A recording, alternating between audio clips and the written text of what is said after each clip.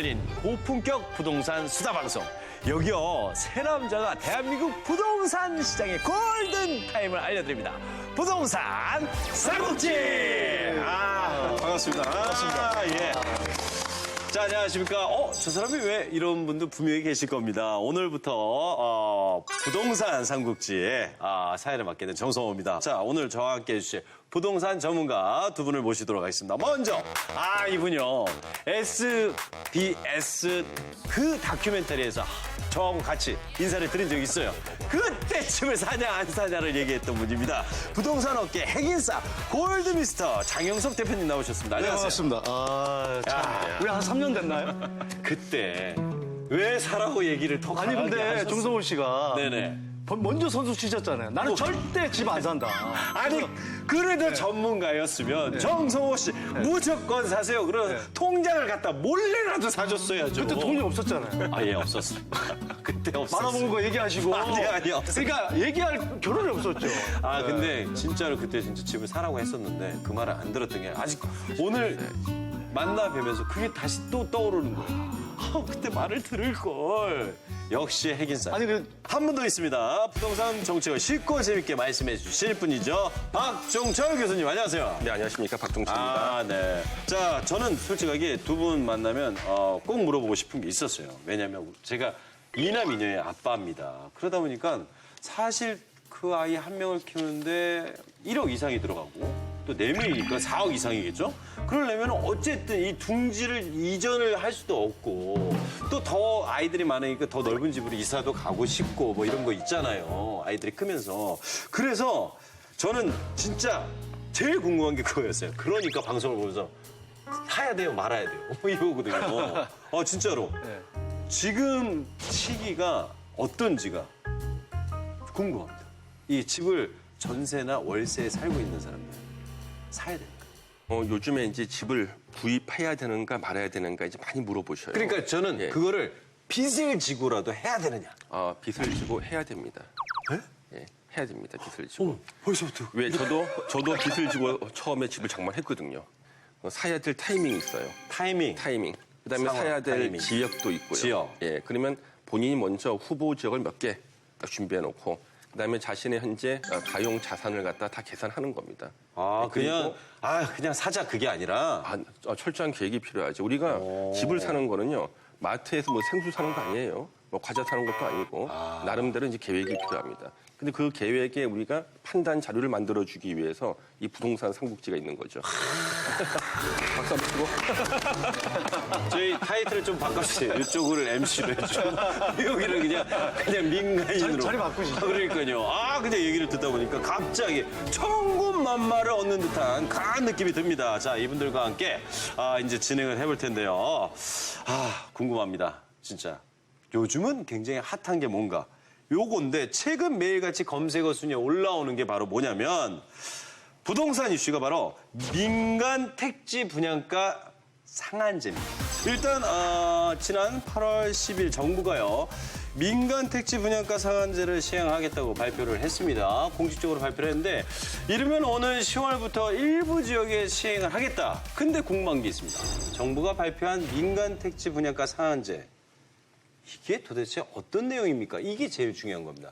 우리 전국에는 이제 31개 이제 투기 과열 지구가 있습니다. 그래서 이 투기 과열 지구 역시 주택법에 있는 제도인데요. 이 투기 과열 지구에다가 일정한 조건을 갖춘 투기 과열 지구 중에서 네네. 분양가 민간 택지 분양가 상한제 적용 대상 지역을 지정하겠다는 거예요. 그러면 이제 이게 지정이 되게 되면은 우리한테 중요한 것은 이제 재개발이나 재건축하는 단지가 중요해요. 원래 우리 재개발이나 재건축하는 단지에서 이 분양가 상한제를 언제 적용하느냐에 따라 가지고 이 조합원들의 부담이 달라집니다. 그래서 조합원들한테 가장 큰 부담이 주는 것은 뭐냐면 사업이 완공되기 직전인데도 분양가 상한제를 적용하는 수가 있어요. 이번에 발표한 게 바로 그거예요. 이번에 그렇죠. 발표한 게 그것 때문에 막 회의하고 난리 났던데요. 그러니까 입주자 모집 승인 신청을 한 그때부터 하면은요, 이게 분양가 상한제가 적용되는 시기를 뒤로 미룬 겁니다, 이게 지적으로. 그래서 보통 우리가 관리처분 계획 인가 신청했을 때부터 그때부터 기준으로 분양가 상한제를 적용하는 게 일반적인데 우리는 그 뒤에 그래서 입주자 모집 승인 신청을 한 단지 해서 뒤로 많이 늦춘 거죠. 그러면 이 늦추기 때문에 어떤 일이 벌어지냐면 이제 서울 같은 데는요. 네. 지금 66개 단지가 이미 관리 처분 계획 인가를 받았어요. 그다음에 85개 단지가 이미 착공 들어갔습니다. 그럼 다 합치면은 151개 단지가 과거 기준으로 하면은 분양가 상한제가 적용이 안 될 수 있는데 이제는 적용이 되는 거죠. 151개 재개발 재건축 단지가요. 그러면 아주 많은 단지가 그 대상에 들어가는데 원래 우리는 부동산 규제 정책은 이제 소급해서 잘 적용하지 않습니다. 그런데 이거는 소급해서 적용하는 것이 아닌가 하는 그런 이제 의심이 조금 있는 거죠. 많은 이제 분들이 그 점에 대해서 이제 주목을 하고 계십니다. 자, 계속되는 정부의 규제책이 나왔는데 최근에 강남말 재건축이 다시 반등 기미를 보였거든요. 이제 그 네네. 이유가 금리 인하가 되면서 항상 강남의 자산가들이 먼저 움직이면 특히 재건축 위주로 그다음에 그죠, 이제 그죠. 일반 아파트, 강남 일반 그죠. 아파트, 네네. 그다음에 목동 재건축 이렇게 번지거든요. 마용동으로. 네네네. 그래서 그 쉽게 얘기하면 서울의 중심을 잡아야 되는데 최근에 정책이 어땠습니까? 양도세를 많이 내게 하고 그렇죠. 보유세를 많이 내게 하고 그거 많이 냈죠. 대출을 안 되게 하고 네네. 분양가 전매를 못하게 하고 했는데도 지금 올랐단 말이에요. 그러니까. 어떻게 해야 되냐? 그러면 아예 사업을 시키지 말아야겠다. 그게 바로 쉽게 얘기하면 서울 중심은 공공택지가 거의 없잖아요. 그죠. 그래서 민간택지 분양가 상한제라는 걸 도입을 한 거죠. 규제를 이렇게 그래서 해보겠다.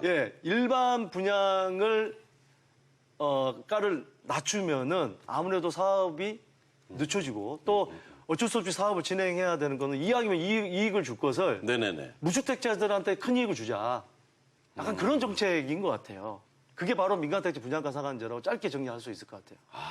어떻게 들으면 솔깃하기도 하고 어떻게 들으면 답답하기도 하고 큰일 났네 하는 분들도 있을 텐데 민간택지 분양가 상한제를 일부 지역에서만 적용시키겠다고 했는데 어느 지역이냐?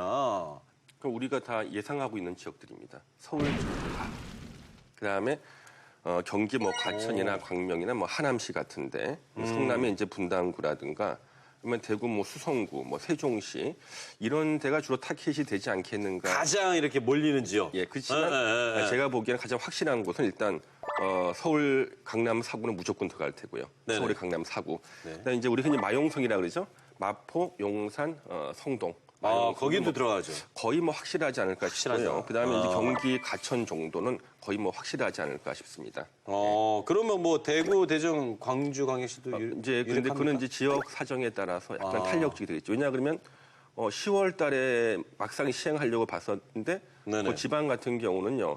경기가 약간 뭐 침체할 수도 있지 않겠습니까? 그래서 볼 수 있기 때문에 그거는 약간 탄력적으로 볼 수 있고 뭐 10월 달에 적용한다 그래도 뭐 강남 4구라든가 네네. 이제 마용성, 뭐 경기 과천 같은 거는 거의 뭐 확실하지 않을까 싶어요. 예. 투기 과열지구라고 하는 게 서울 전역하고 뭐 세종시라든지 뭐 많이 올랐던 지역이죠. 근데 그렇게 해놓고 이제 많이 특정 지역이 오르면은 타겟팅으로 아마 그걸 어떤 그 일반 분양가를 제한하지 않을까. 네네. 그렇게 보여집니다. 그래서 그렇게 된다고 한다면 뭐 거의 답은 나와 있지 않을까요? 강남을 비롯해서 강남 용산권이나 강남 용산이 1, 2등을 한다고 하면 네. 1, 2등이 올라야 왜냐하면 지역별로 서열이라는 게 있잖아요. 어느 정도. 그렇죠. 1, 2등이 올라야 3, 4등도 쫓아오르는데 1, 2등을 묶어놓으면 3, 4등, 5, 6등이 많이 오른다고 해도 한계가 있잖아요.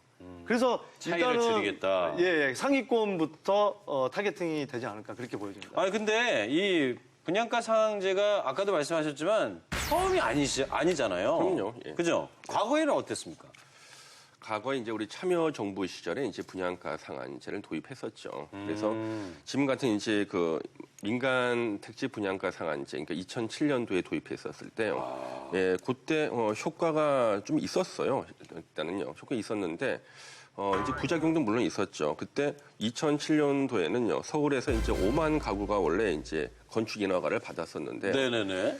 그 1년 지나서 2008년도가 됐을 때는요, 2만 한 1,900가구 정도로 절반으로 줄어버렸습니다. 그러니까 이제 그만큼 주택 공급이 갑자기 줄어든다는 거죠. 예, 그런 이제 문제점이 좀 있었기 때문에 이번에 이런 점을 좀 이제 보완을 해가지고 민간 택지 분양가 상한제를 이제 적용하면 좋지 않겠는가 예, 그런 생각이 듭니다. 민간택지 분양가 상한제가 2007년에 도입되면서 2008년 이후로 가격이 뚝 떨어졌다. 계속 사실 떨어지고 이제 2014년부터 박근혜 정부 때 재건축에 대한 규제를 풀어주면서 다시 올라가기 시작했거든요. 네. 근데 그게 제가 볼 때는 민간 택지 분양가 상한제를 시행해서 그런 게 아니고 2008년도에 금융위기가 있었잖아요. 금융위기. 근데 예. 금융위기 때문에 여러 가지 경기가 거시경제가 안 좋아지면서 부동산 경기까지 영향을 미친 거지. 꼭 민간 택지 분양가 상한제를 시행을 해서 그게 약발이 한 번에 먹혀서 그렇게까지 오랫동안 떨어졌겠냐. 저는 그렇게 보기는 좀 힘들 것 같아요. 그건 아니다. 그건 아닐 것 같아요. 그거에 대한 네. 혜택을 본 게 아니다. 네. 요거는 이제 시청자분들이 제일 궁금해하는 거일 거예요. 예. 두 분은 이 분양가 상한제를 실시하면 집값이 좀 잡힐 거라고 생각을 하십니까?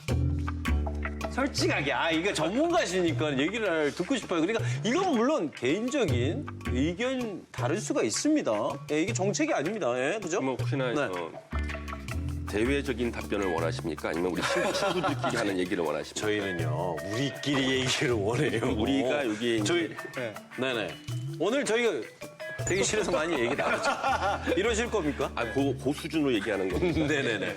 솔직하게 예, 이게 제일 궁금해요. 집값이 결론적으로 단기간에는 조금 잡힌다. 단기간에는. 성과가 눈앞에 약간 보일 거다. 단기간에만 좀 잡히고 그다음에 결국에는 뭐 이제 그 가격 하락으로 우리가 눈에 띌 만한 가격 하락으로는 이어지기가 좀 힘들지 않을까 싶어요.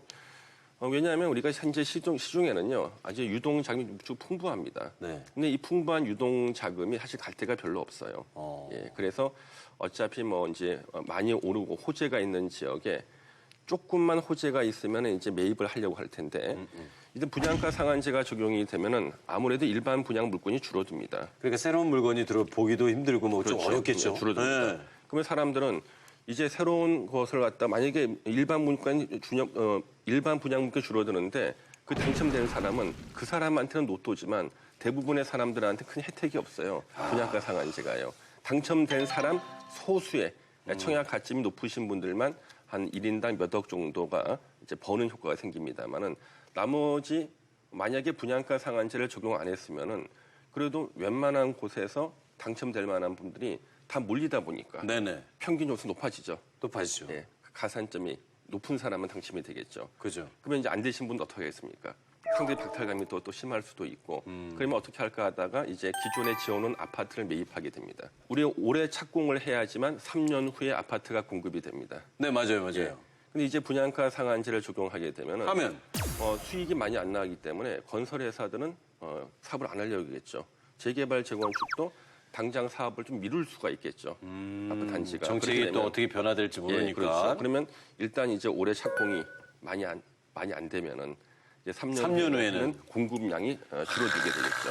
그러면 이제 공급이 줄어들면 당연히 집값은 상승할 수밖에 없죠. 야, 이걸 얘기를 듣다 보니까 약간 일단은 교수님께서는 약간 걱정스러운 이야기를 해주셨어요. 그렇다면 대표님께서는 부동산에서는 심리가 굉장히 저는 중요하다 보는데 네네네. 많은 사람들이 언론에서도 공급 부족. 그러면은 일반 국민들도 공급 부족하니까 사야겠다 이렇게 생각하는 거예요. 쉽게 얘기하면 심리적으로.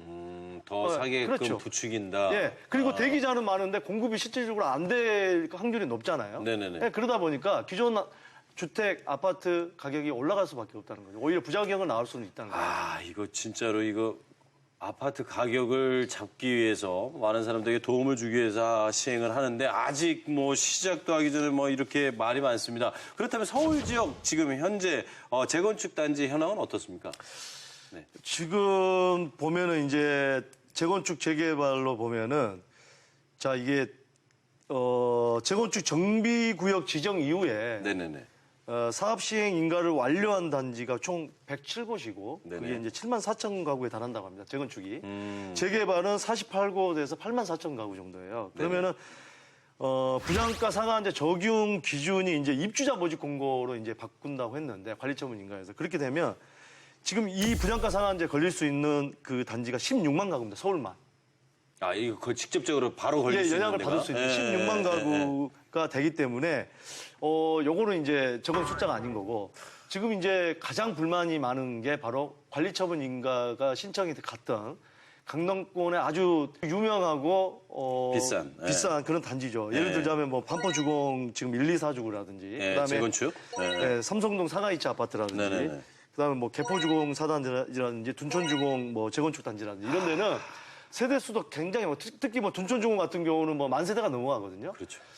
이런 단지들은 쉽게 얘기하면 관리 처분인가라는 게 뭐냐면 대략적으로 나중에 조합원은 얼마를 환급받는다 아니면 얼마만 더 내면 된다. 그렇죠. 이게 이제 나름대로 확정되어져 있는 건데 정부에서는 이거는 조합원들의 기대이익이지 법으로 정해놓은 어떤 이익이 아니다라고 이제 하는데 이 재건축 조합에서는 지금 헌법소원도 제기하겠다 뭐 이런 얘기가 나오고 있기 그래요. 때문에 뉴스에서도 봤어요. 지금 사회적인 혼란까지도 올 수 있지 않을까 좀 그렇게 여겨집니다.